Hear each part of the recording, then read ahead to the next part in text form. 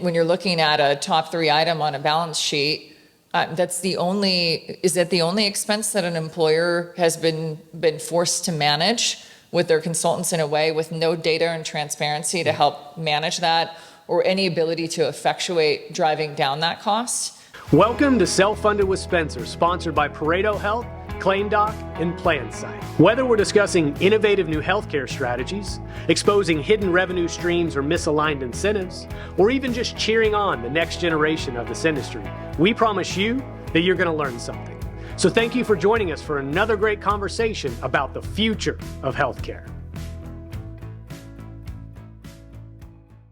Kristen, we'll just get it started and not make it long-winded, but I'm sitting with Kristen Rivers with ParetoHealth. How are you, Kristen? I'm good. How are you, Spencer? I'm doing awesome. Thanks for coming down, flying in from California. Just go and let everybody know now this isn't going to be a Pareto commercial. We've got some pretty specific and fun things I think we're going to talk about, but ultimately it's fun to every once in a while get a chance to sit down with a colleague that I respect immensely like you, and just have a conversation with you. So thanks for making the effort. Appreciate it. Yeah, it's such a pleasure to come up. I was honored to be on your podcast, Spencer, so I'm really excited about this. Yeah, we got some fun stuff we've been doing, outside of the podcast that we have going on tomorrow as well. But ultimately, I think let's spend some time like I typically do, but I think you have a really interesting backstory, Kristen. And I would love to get to know you, let people have some insight into who you are, because I think you have just an awesome story. And then we'll start talking about some healthcare related stuff. Yeah, we have to, but we'll do that stuff later. But who are you? Tell us about you growing up and everything. So I'm like, how far back do you want me to go, Spencer? Start at the crib. Yeah, no, however far back you want to go. So what I will say is I started my professional career pretty young. I was 16 when I started working full time.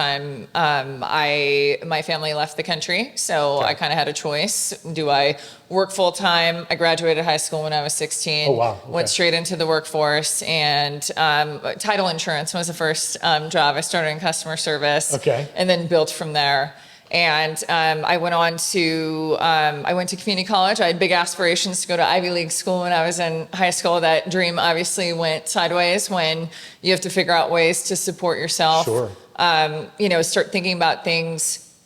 I wouldn't recommend, that upbringing for a lot of people, but it shapes who you are over time. Sure. Adversity builds strength and character to a degree. And when you're trying to figure out where you're going to live and things around those lines, I had this weird thought in my head for a long time that I can't end up in the foster system. So I have to stay out of it for a lot of the things that you would imagine, around abuse, sexual abuse, homelessness, a variety of factors. So I, made arrangements to stay with friends, families, and other things. And while some of those things still happened, I had this set in my head, if I don't end up in the foster system, this won't happen.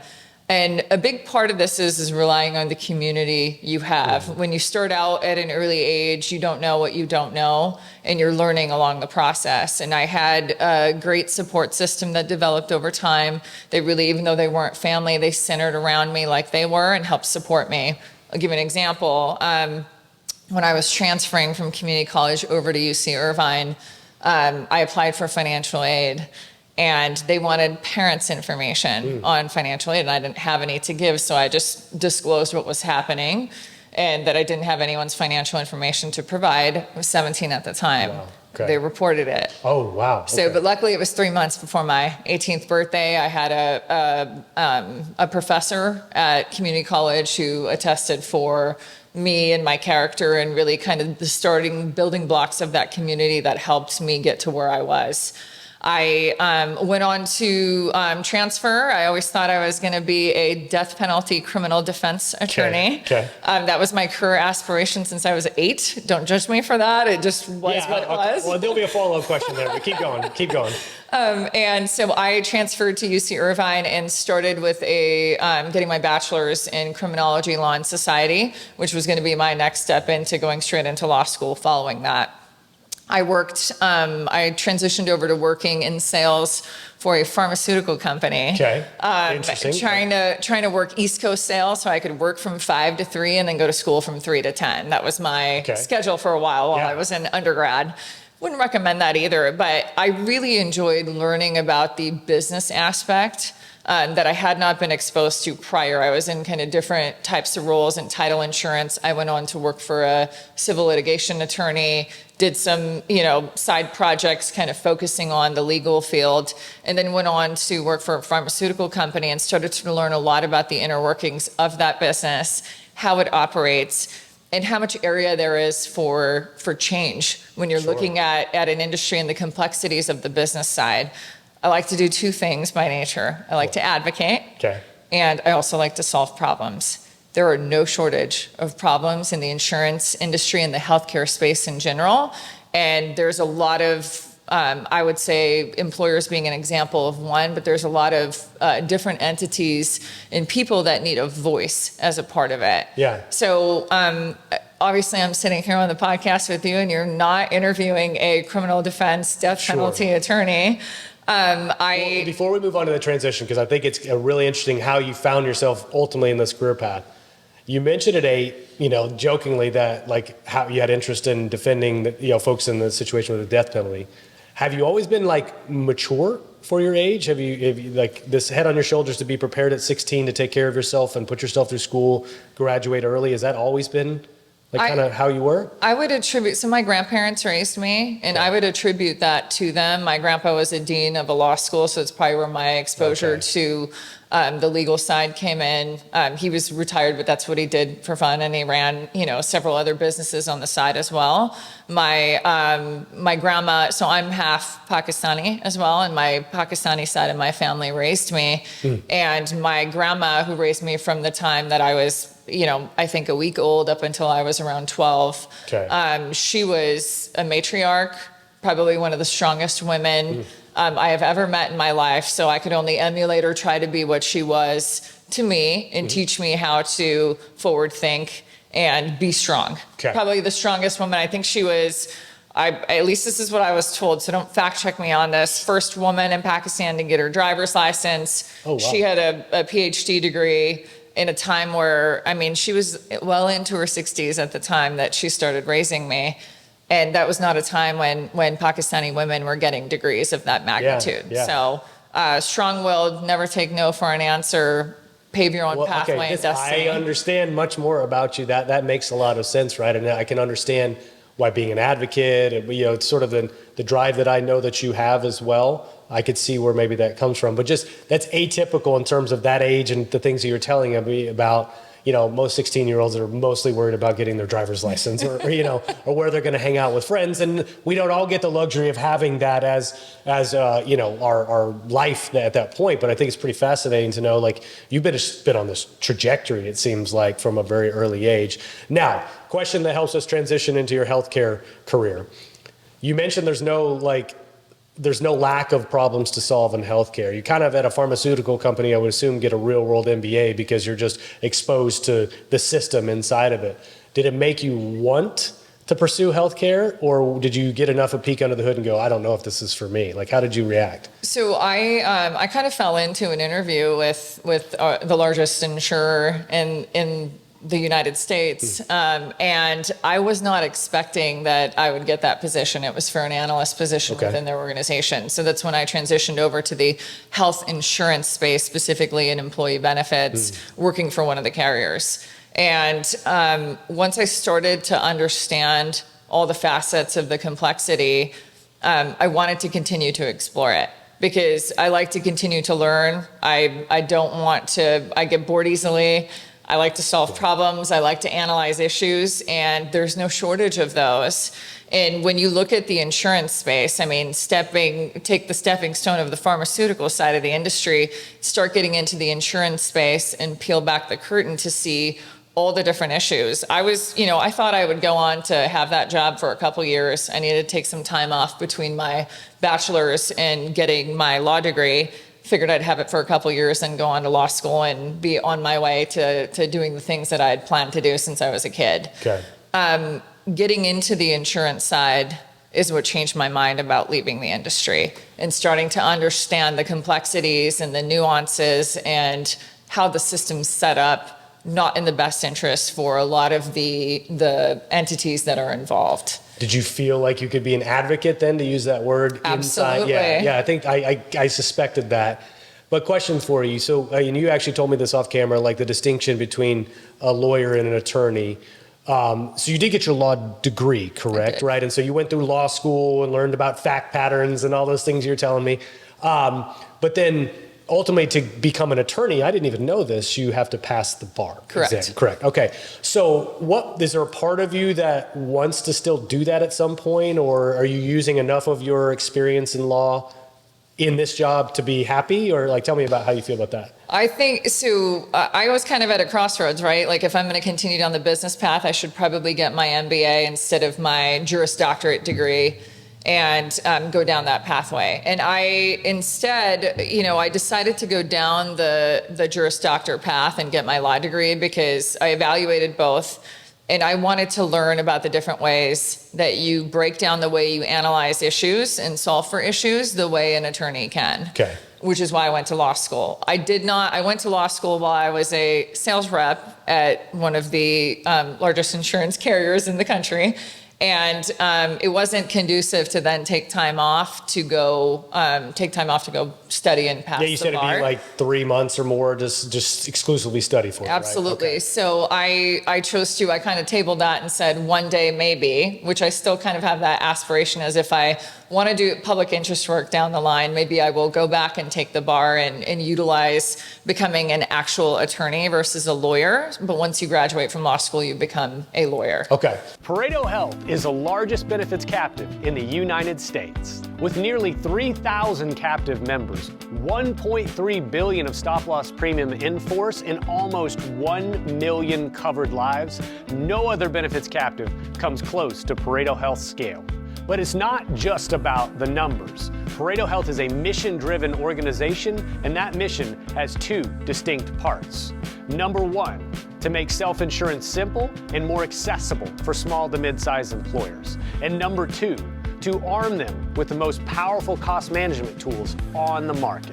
So if you're an employer frustrated with your healthcare outcomes, or you're a benefits consultant looking for an alternative to the status quo, it's time to consider ParetoHealth. ParetoHealth, where employers come to do self-insurance right, to do it easily, and to do it at scale.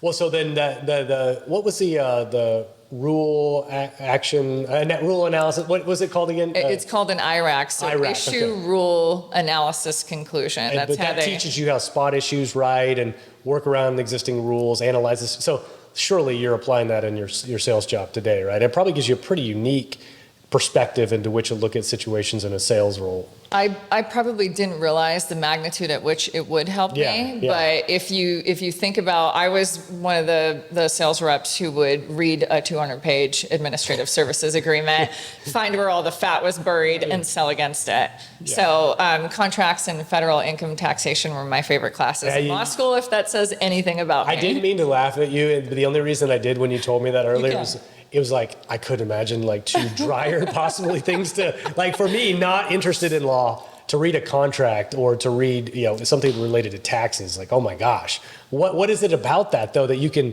have the attention span to look at a 200-page contract and be interested in what you find? I have to believe in what I do, Spencer, and that's something I haven't been willing to sacrifice. I've hit a crossroads a couple of times in my career where I've said, okay, I can go this way and I got to sacrifice this about my value system. When I get to advocate for on behalf of employers, so when I think about when I was a carrier rep or at an insurance carrier, my favorite job was being a sales rep there before I went into sales leadership, because I got to sit alongside our consultant partners, understand the business needs of the employers we're working with, and really help them solve for those things. If that meant I stayed up till 2 a.m. reading their current ASA and finding ways to help them come up with a better solution or find a cost containment solution that could help make a true impact to their healthcare spend without it being a detriment to their employees and their families, that drove me. So having that drive and what I believe and what I'm doing is the right thing helped helped me get through my 200-page administrative services agreement time and time again. I've heard it once said, and I think this was a quote from the author Alexander Solzhenitsyn that Jordan Peterson quoted, but it's like, if your why is big enough, you can endure any how. Absolutely. Your why is big enough that you'll read a 200-page contract to find that little thing that's going to benefit that employer. I think that's amazing, right? That is something I don't think you can ultimately teach people. Okay, so let's get into, though, your healthcare career, your health insurance career. Working for the biggest insurance company in the world. You were there for what, 11, 12 years, something like that? A little over a decade is like how I like to put it. A little over a decade, all right, because we'll age ourselves here. But I'm sure that taught you many things, some good, some bad, and maybe ultimately shaped your perspective on this thing that we call healthcare. So are there any particular stories that stand out or things that you uncovered you didn't like? I mean, just without obviously jeopardizing yourself or talking too badly about a previous employer, but I'm sure you uncovered some stuff that you're like, what the hell? Yep, absolutely. And I think the other side to that is I also learned a lot about myself. When you think about a very large company that is, close to 400,000 employees, there's a corporate environment that you need to operate within. I would view myself as at the beginning of my career and wanted to continue to grow. I wanted to disrupt healthcare. A core belief of mine is to leave the system better than when I started in it, right? Yeah. And I think a lot of us in the industry share that. And in really trying to drive that mission forward, I felt like I got to do it a lot in a sales setting there, because you get to, you're writing big accounts. It was majority elephant hunting, and you get to do custom solutions in that environment for the largest employers. Yeah, that's cool. Yeah. When you start to go down market, so under 1,000, 300 enrolled, 200 enrolled, the options for those employers become less and more limited. Mm-hmm. The transparency and data can disappear if you're dealing with the fully insured, level funded, even a bundled self-funded plan. The transparency starts to go away. Mm-hmm. Unless there's legislation in specific states that require it. A lot of times the data is after the fact, not allowing the employers and their consultants to do anything actionable with it.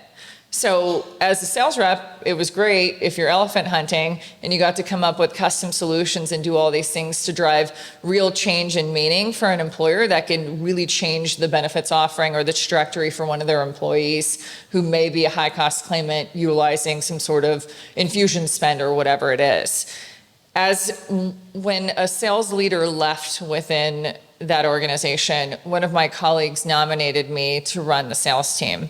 And I wasn't sure that I wanted to do that because I loved what I did and I felt like I could drive change. And a lot of the positions seemed more bureaucratic than to be able to drive real change. But I looked at it as, I'm going to change things. Mm-hmm. This is my opportunity to actually change things. Sales is going to have a voice. The employers and consultants we work with are going to have a voice.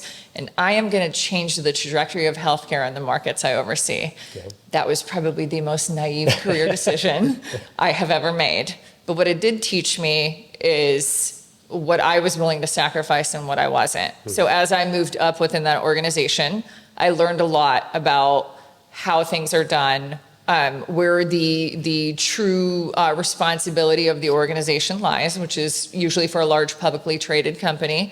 It's with their shareholders. Yep. It's not necessarily going to be the employers and the working Americans that they serve as a result of covering them on the plan. Yep.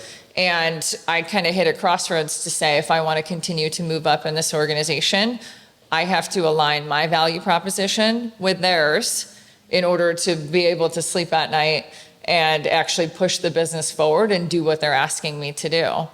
And when I hit that crossroads, I decided. Is there a specific event? Like we talk a lot about at Pareto, employers reaching their damn it moment, that's ultimately compels them, I can't take this anymore, I need to change.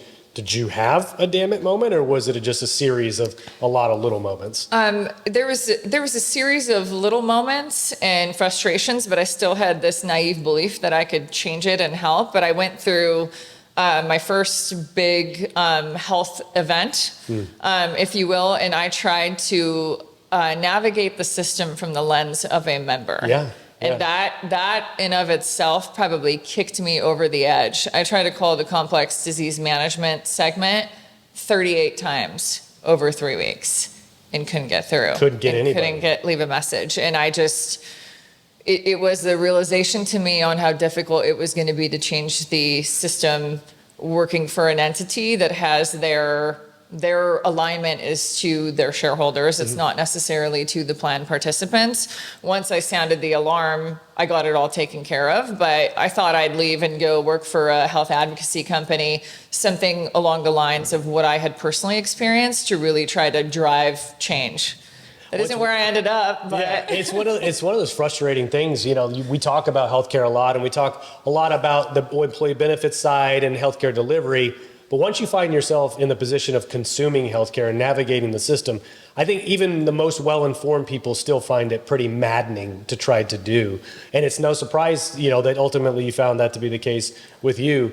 I think a lot of folks don't necessarily realize that, yes, these health insurance companies deliver on their promise of paying claims and covering those claims. And yes, that's a part of the equation. The four corners of the contract, it is our obligation to finance that risk. I don't think what people understand is those companies actually benefit. When we talk about the big publicly traded health insurers, they actually benefit from the cost of healthcare going up over time, because that means the premium that's associated with covering that care also goes up. And with the medical loss ratio requirements restricting the percentage of profit they can make, to make more in absolute dollars, then you have to have the expense side go up. I don't think everybody really fully grasps that. And unfortunately, that's why we keep seeing the creep of premium and medical trend going up every single year. And we go, how did we get here? It was a series of like 1,000 paper cuts ultimately over time to get here. Absolutely. And even if we take a step back and look at all of the large insurance carriers or owned entities, if you will, like CVS owns Aetna, right? So it's the other way around. Post ACA, a lot of vertical integration started to occur, not only from the pharmacy benefit management side. So each of these entities either owns or is owned by a pharmacy benefit manager now. They also started to acquire clinical assets. And what does control of the entire system do for these entities? Oh, yeah. Where are the controls in place to manage the cost of care and at the same time deliver quality and value to the people who are seeking care? I would, taking access for a second, I would pride myself as somebody who knows how to advocate for themselves, who has an understanding of the system. In experiencing the health events that I have, it's been difficult to navigate and work through the system.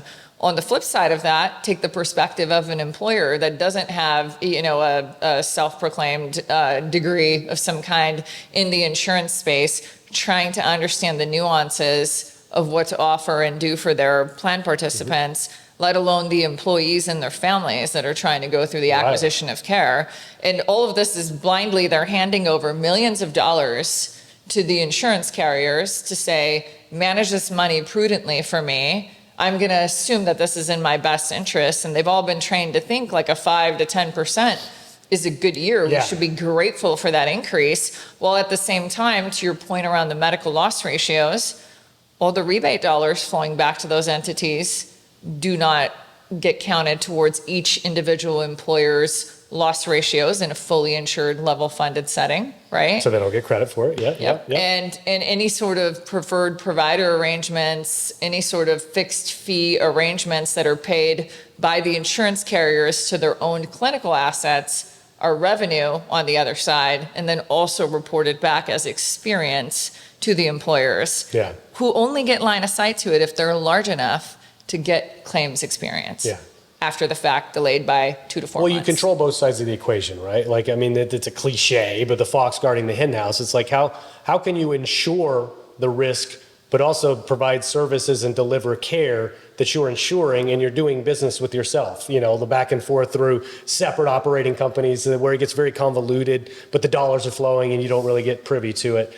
And so I think most people, even if they don't quite understand the direction of those dollars, understands that as opaque as it is and complicated as it is, and one entity is controlling both sides of the equation, that's probably bad for me as an individual that's subject to those contracts and subject to those agreements. And so when you start just going, okay, well, that's probably true, that might ultimately start leading you down the path of asking additional questions and ask what else is out there.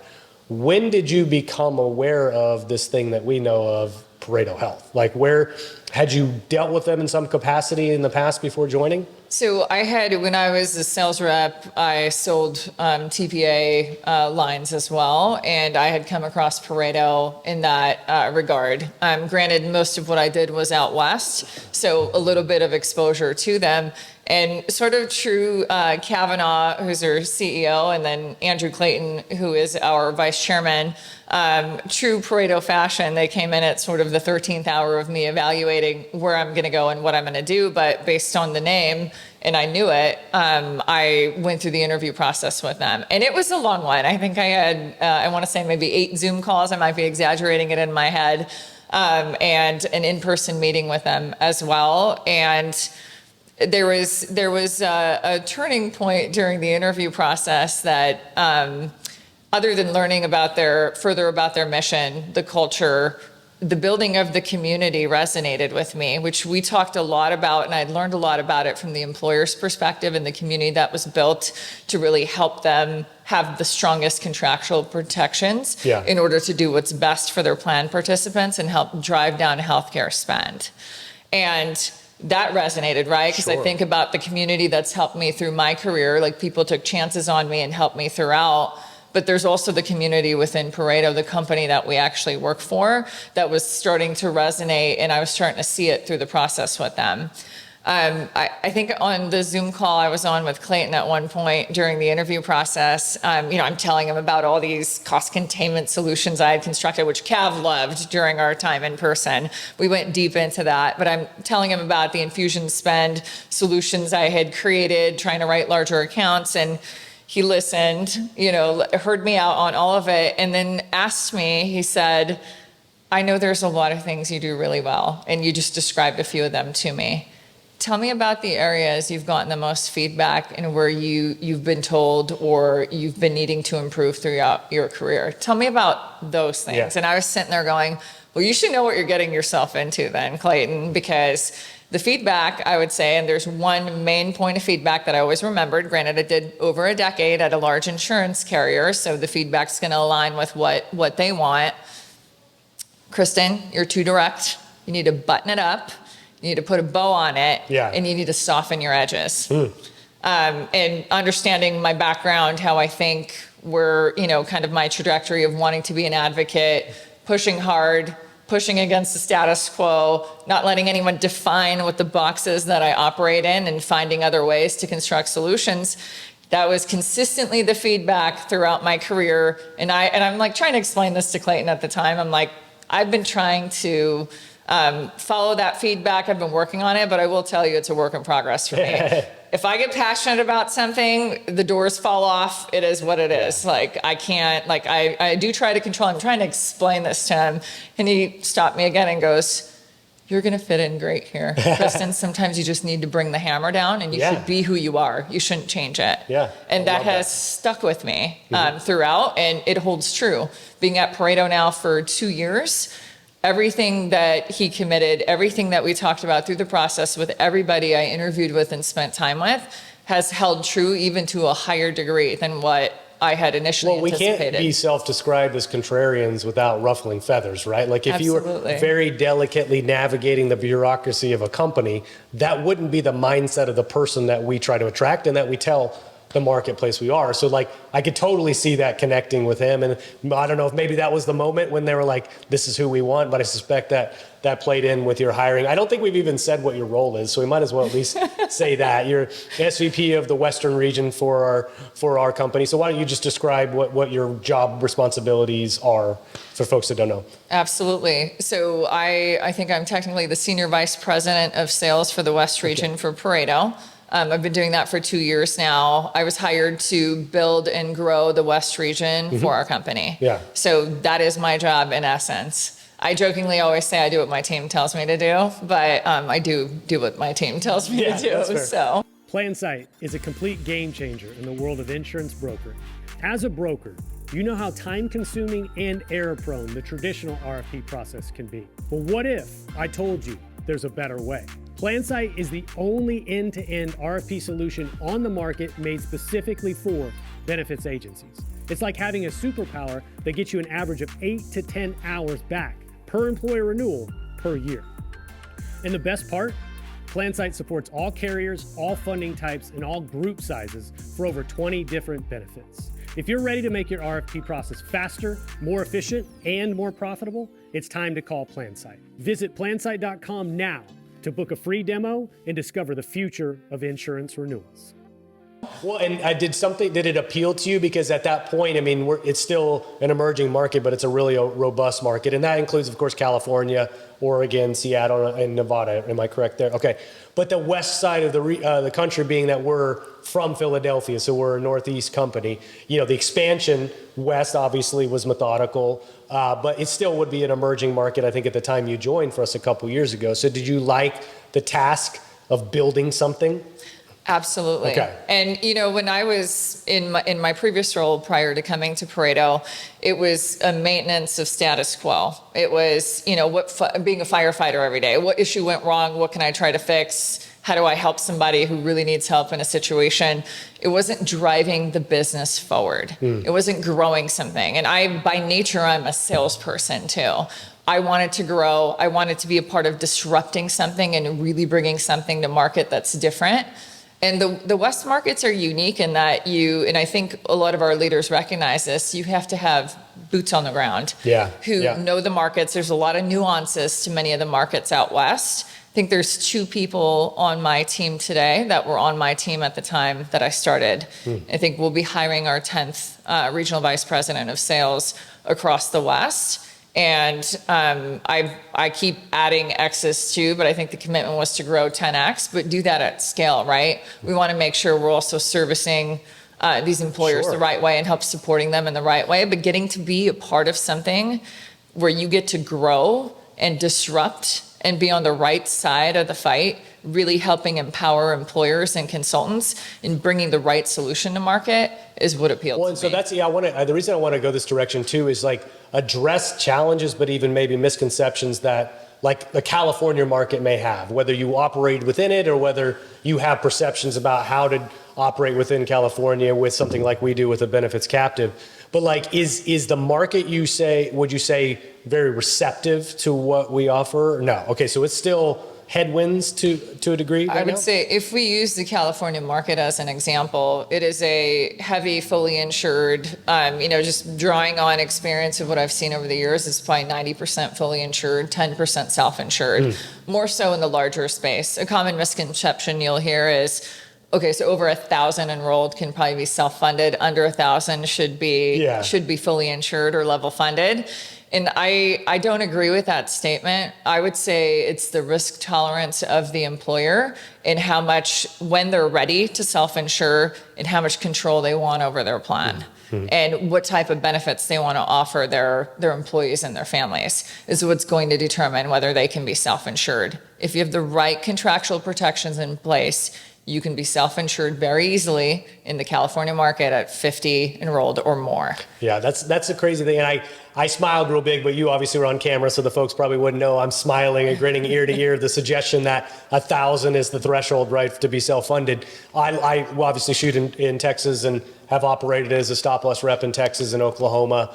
And these markets are very receptive to self-funding in the 100, 200 range, right? And if not below, with some hybrid products. So just to think even that notion that that's maybe the mindset of a lot of the employers there means they've been trained probably to think that way. But ultimately, it's also probably pretty refreshing when they start to hear it's possible to self-fund at 50 lives or even below and do it so stably as well. So do you feel like there's a shift, though, a little bit of a groundswell that's happening right now? I believe we are going to hit our moment very soon and kind of moving growth at magnitude. And there's a few factors playing into it right now too. You can ask any consultant or broker in the market. This last 1/1 cycle was a bloodbath. Yeah. So tell me about that, because again, being in Texas, I don't always get to hear about. So what happened? So that would have been 1/1 of 24. So what happened? So a lot of the renewal increases that were being given out by a lot of the insurance carriers in the fully insured level funded space were much higher. While, single digit trend, 9.9s, 12.9s, kind of into the low teens were normal renewal increases. Those started to go up drastically. The percentage of groups that got outlier or what they call tier 2 renewals, so 22% plus, up to 40, 50, 70% renewal increases started to happen. Okay. And the carriers cited a variety of reasons for this, right? Inflation, large claims are getting larger, distinguishing between inflation and healthcare inflation. So the usual suspects to blame. Yeah, of course. Yeah. Deferred utilization post-COVID continuing. I've heard that one a lot. Yeah. And for the California market specifically, you know, Kaiser's a big dynamic there. They gave 15s and 25s, which had never been seen before. So it gave employers a lot of pause, I would say, in the market from a perspective of we've trusted that the health maintenance organization or the HMO model was the lowest cost option with, you know, kind of the primary care doctor directing the care for these for our plan participants. And the HMOs in California are no longer the low cost option anymore based on the renewal increases that came out. Now with the cuts to Medicare, those are also being cited as a reason for needing higher renewal increases going into the next 1/1 cycle, along with all of the other reasons that percolated this past Well, so the cuts to Medicare, season. so let's explain that. In California, was it CaliMed is what it's called? Or what's the Medicare? Yeah, I think Medicare cuts overall from a national perspective, I think last 10-1 and 1/1, there was a lot of reform around Medicare and the reimbursement levels and how I want to say, I think I read an article that said that it was the highest cuts in the last 14 years from a carrier perspective. And if you look at you could read all the earnings call transcripts are public, so you can read them to see there's a unique focus by all investors on how are you going to solve for making up the delta in revenue for the cuts to Medicare. I mean, I don't know the answer. I don't know the technical answer to that because I don't work at any of the carriers any longer, but you could assume that likely the areas where there's lack of transparency and data are the areas that can likely carry and drive more revenue because they don't have to explain the increases at the magnitude they do when there is data and information available to either support or argue against some of that. But we talked about some of the nuances in the data and reporting. Obviously, the reality is it obviously happened last year. And so a market that wasn't accustomed to sizable increases on average got much more sizable increases than they thought. We're suspecting that that's going to happen again. It's probably already happening in your market. And so maybe it's just an element of the pain had to get substantial enough to get people compelled to look elsewhere. So maybe California is having its damn it moment, you know, which is fine, right? If ultimately that's what causes somebody to act is like, I've got my hand on, you're turning up a burner and all of a sudden, oh, it's too hot. Like if it has to get to that point to get folks to lean in and go, okay, what else is out there? Awesome. Pareto has been laying the groundwork over the last few years to be prepared to have those conversations. And so around this idea of a captive, though, does this market still need quite a bit of education as to what that is and how it serves them? Yeah, it takes, because if you think about the employer perspective in these markets, if a lot of the consultant and broker community wasn't looking at self-funding in the under 1,000 space as an example, a lot of these employers have never heard the difference in the concept. All they know is they hand over premiums to the insurance carrier, and if they get somewhere between a 5 to a 10, that's a reward, take that and run with it. And we negotiated it down from a 12 to a 5 or whatever the value was that the broker or consultant brought in that scenario, trying to get the carriers to get those increases as far down as possible. I think this probably applies across the board, but if you ask any broker or consultant in any market, not just California, if you ask them the question to say, do your carrier reps come to you and tell you what your client actually deserved as a renewal increase? Does that word ever come out of their mouths? The answer is likely no. What the carrier reps are going to ask the consultants, and I would say any consultant can validate this, what is the highest increase your client is willing to take before they're going to say no or before they will go to market? Something called a no bid strategy. What is the highest increase we can offer to put this to bed and move forward? That isn't using data and transparency to help support that. And the increases are getting high enough. You know, there was a time period during COVID where employers were saying, we can't handle any more disruption. We're going to take the increases because we can't put our people through more than what they have. Those times are now over. And when you're looking at a top 3 item on a balance sheet, is that the only expense that an employer has been forced to manage with their consultants in a way with no data and transparency to help manage that, or any ability to effectuate driving down that cost? There are other lines of business they do. Unfortunately, in this scenario, they don't. And that isn't the only way. So laying the educational foundation, sometimes it's depending on the employer and their mindset. It could be a 2-year trajectory of doing the education process. And some, the minute they hear about pharmacy rebates and different misaligned incentives, they're all in and want out of the model. Granted, it has to make financial sense for the amount of risk they take on, and they need to do it with the appropriate contractual protections in place, depending on their size. And by the way, I don't know how many times since I heard your deserved versus how high they will take quote, and I've quoted you so many times since then. I give you credit every time I quote. I think it's brilliantly put, and that's a moment where you just go, oh yeah, you're right? That does happen. And it's like, if that's the behavior of somebody that is my insurance company, and that's how they position the renewals to me, like what else might be happening behind the scenes that I'm not privy to? And so I think even a lot of employers, just by laying it out that way, would go, oh, you're right. Golly, I didn't think about that. And we obviously have that graph that shows, like, if you just take those single digit increases, how quickly your premium will double if you do nothing. And so I think at some point you just have to have a level of awareness to take a step back for a second and go, we should give this a little bit more thought than we've been trained to think in the past. One of the things, though, there's a couple ways we could go, and I think you have unique insight into the pharmacy world, so I definitely want to dig into PBMs for a minute and talk about a little bit where some of the bodies are buried there. But another discussion, maybe we start here, is the ability to actually break apart the elements of a self-funded plan. So once you realize you can be self-funded, and there are versions of self-funding with different levels of disruption, if you will.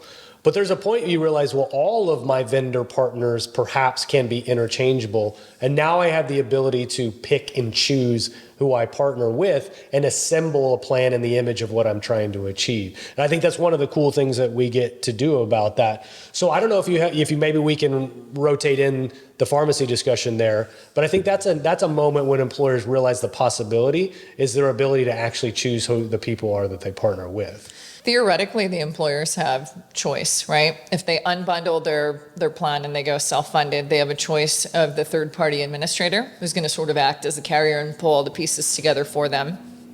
They have access to a network through that third-party administrator. They have their pharmacy benefit management arm that they can pick, theoretically. Mm-hmm. And they have point solutions that they'd like to offer depending on their risk profile. It's kind of maybe the basic tenets of what they want to do, which can then fold into the third-party administrator. Yeah.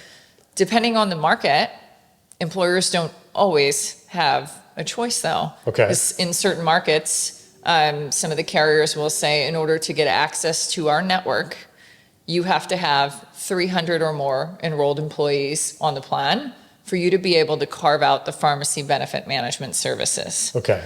Or 250 enrolled.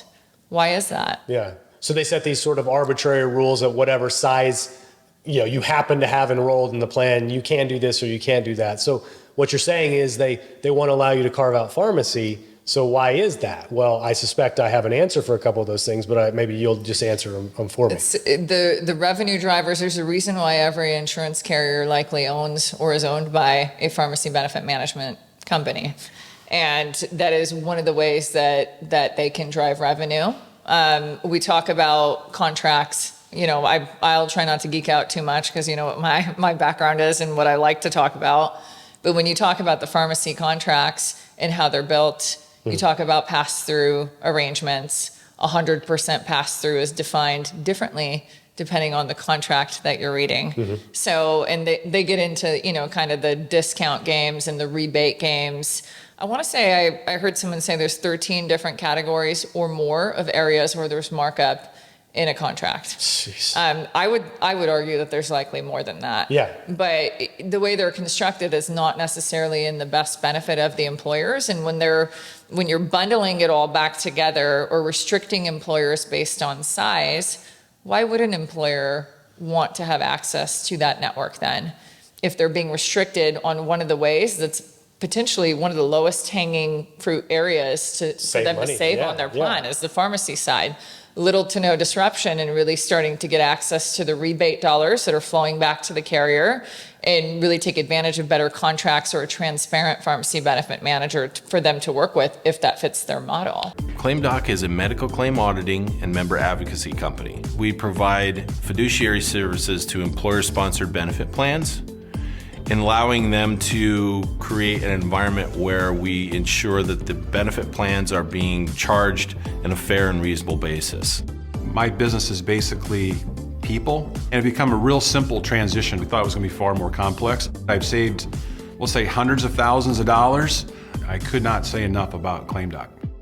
Well, not to mention, you kind of get rubbed the wrong way when it's like, well, you won't allow me to use the vendor that I want because why? Because of a rule? Like that would rub me the wrong way as a buyer. And, I start to question ultimately what value a network as we traditionally know it actually maybe has anymore. Do you ever have those like, what would this world look like without a network anymore in the insurance world? Like, do you envision that happening? Or Yeah, I actually think that's the way, and I think you and I have talked about this a little bit. I think that's the way of the future, because the challenge we have is there's a network constructed, but I think this centers back in education and helping employers and people who aren't, in the day-to-day of insurance every single day understand the difference.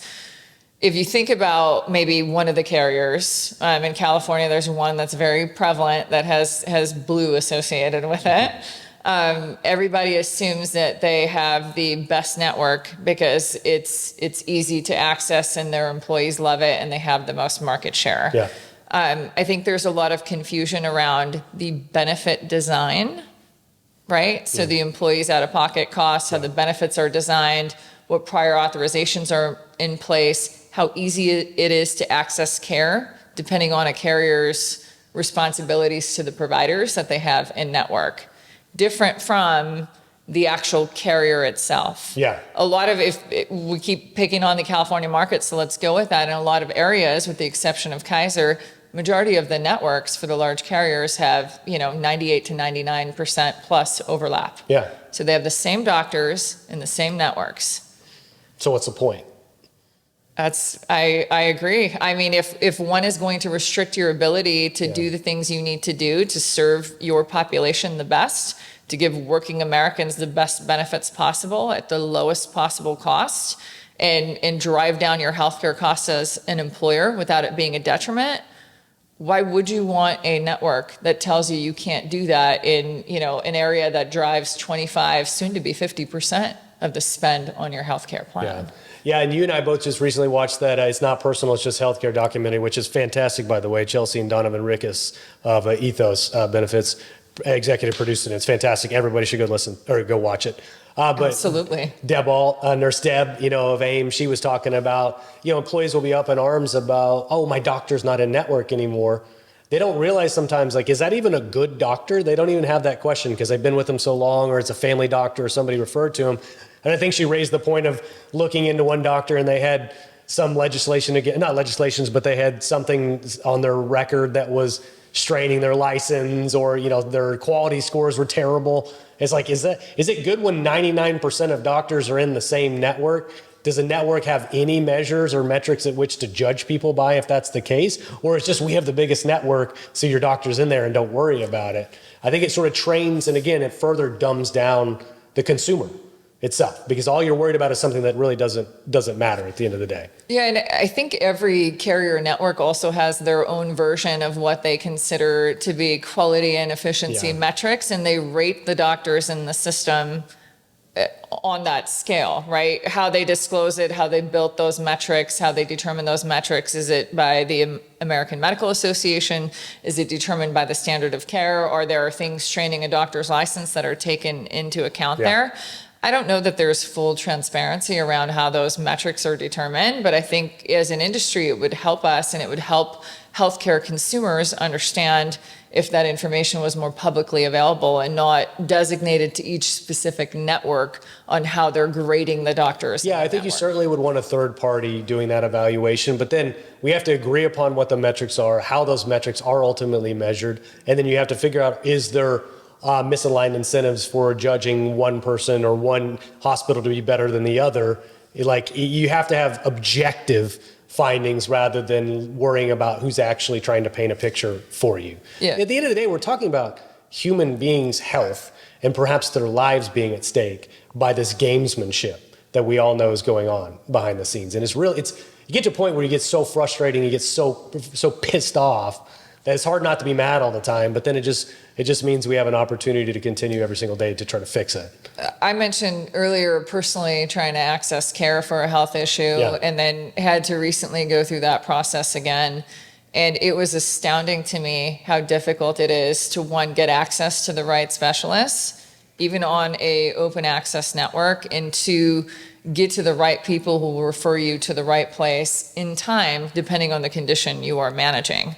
And this is, and again, maybe this is up for debate, but I would like to think I'm somebody who can advocate for myself and who can understand the system, the access to care as well, and how overloaded maybe some of these doctors are. The other piece to this too is it'd be interesting to see if the clinical assets, whether it's the hospital facility, the doctors, if they work for the insurance entity, what bucket do they fall into in the quality and efficiency rating metrics? Yeah. Is there steerage to their owned facilities or owned entities versus to others? Like how I guess impartial is the criteria at which they're grading depending on what they're sending it to. Obviously for a market like California and a few others, Kaiser's a little bit different, right? Because it's a staff model and they're exclusive to their own. It'd be interesting to see how those are graded versus the others in the network. It's a good rhetorical question to raise, Kristen. And I think as a good lawyer, you don't always ask questions that you don't already know the answer to, but we'll let the folks listening come to the conclusion there. But I want to zoom out, if you don't mind, and we'll kind of inch our way towards the end. You know, you've been in the industry a similar amount of time that I have, and you've seen a lot. I'm curious, are you still bullish on our ability to solve some of these problems? Are you positive in your outlook for the future of healthcare? I think you called it the damn it moment earlier. Yeah. I've heard it called the watershed moment, which I like. That's a more polite way to say it. We are on the precipice of the watershed and damn it moment all in one. Okay. I think with the release of the documentary you mentioned, I feel like the education process is becoming more widespread. Right. There's a lot of articles being released explaining things in a simple, not in the acronyms we typically speak in the insurance industry, which we're all guilty of, but in a way that's comprehensible and can help everyone gain a better understanding of what's going on. And I think that's the paramount, that's the core before all of this moves forward in different facets. And we're right at the start of it. I'm excited to see the more education, the more light that's shed on it, the better facilitators we can be in pushing that forward, getting better access to care, shedding more light on the misaligned incentives and helping change the industry from what it is. It's broken. I think in that documentary they cited it as the sick care system. Yeah, it's true. It is. And that is what it is. And it needs to move to something that we can be proud of and try to push forward as something that actually helps people. I think an appropriate question is how do we prevent people from dying in the system because they're not able to navigate or get access to care on the plans that they are on today? I would even ask a question a step prior to that is, how do we prevent people from needing to get into the system in the first place, right? Like, there's always acute events that pop up that whether or not they're predictable, that's debatable. But how do we, on average, have fewer people that necessitate that extreme care in the first place, right? Then that's a question of how do we take care of ourselves better? That's a question of how do we feed ourselves better? And there's some really existential questions, I think, that arise as a result of that. I think we have the system that we have because we designed it to function this way, and it is functioning as the way it was purposely designed to function. And now the question is, should it be that way? And if the answer is no, what's going to replace it then? So what do you envision? Let's say the watershed moment, a lot of people start becoming aware of how broken it is or how well it's working to our disadvantage, maybe a better way to put it. What does it look like on the other side if Kristen Rivers waves a magic wand and says, I've been able to fix it? What are some of the big things that you think need to change? Pie in the sky. Yeah, please. We need to dismantle the alignment of everything being owned under one entity. Okay. There needs to be transparency. And there needs to be choice. Employers, consultants should be able to advise and provide their clients with choice on constructing the right benefit offering for them. I think the way the system is constructed today is aligned for incentives. Misaligned for incentives is probably a better way to put it. And that's driving the cost of healthcare up, as we discussed. That needs to be dismantled first. and really gaining access to data and transparency to understand the different facets of it to make a change. I think this is going to evolve over time. That while we want to get to pie in the sky in the end, where everyone has choice, you have the consultants and brokerage community advising employers, speaking just from an employee benefits perspective, right? Mm-hmm. Advising them on how to construct their plans and what's best for them and their populations, and putting together the right plans without restrictions around it, and having the right checks and balances in place in the system to make sure that cost is being driven down without aligning incentives for this entity or that entity to help drive up the cost. And further to that, access to care is important as well. But going back to the point you made, Spencer, which is a very important one, people do need help learning how to take care of themselves, changing their lifestyle, changing behaviors. They need help around that. And there isn't a lot of assistance unless you are looking at, let's say, larger self-funded plans that offer a point solution that helps effectuate change in behavior in their employee population. Bringing those solutions to market, helping make it available at a wider scale is very important. And do you think the CAA is the right sort of impetus for the employer to maybe start looking into some of these changes? You know, like contractually, their obligation as a fiduciary, do you think that will play a role in shaping some of the direction we move into? I think it's going to start to. It's kind of what we talked about earlier, Spencer, around it's hard to do a contractual analysis as an employer or take responsibility for it when they're just starting to understand the nuances of things that's requiring, right? Yeah. So I think education is key, but also I think that's going to start to move the spectrum forward. I think more than just the employers need to be held accountable as well.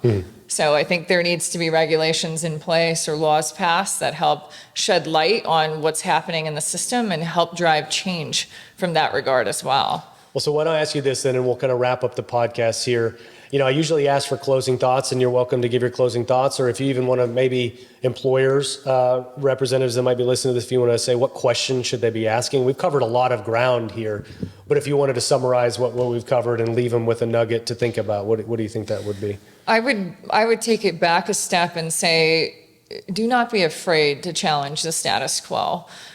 Ask the question of why. You know, when something's, there's a lot of, and this is, you know, like if you have like a person come to your door to sell you something, they go, my supervisor will be here next week. Can I make an appointment for you tomorrow or on Thursday? You know, however they frame the question, they give you two options. Those aren't your only two options. Do not get boxed into the constraints that people put around you and challenge the status quo. Ask the question why, gain an understanding of it, and then advise based on the facts and the information that's in front of you. Do not take the answer that's just given to you or the options that are given to you. It's important to ask the questions and have a full understanding of the spectrum. Yep. And I would say when you ask the question why and you don't like the answer, don't just accept that bad answer too. Agreed. Push back even further. Be an advocate. Be an advocate. Maybe that's what Nathaniel, call this one, be an advocate. Okay. That's all right, Kristen, this has been a brilliant conversation. I hope you know that. And I mean that sincerely.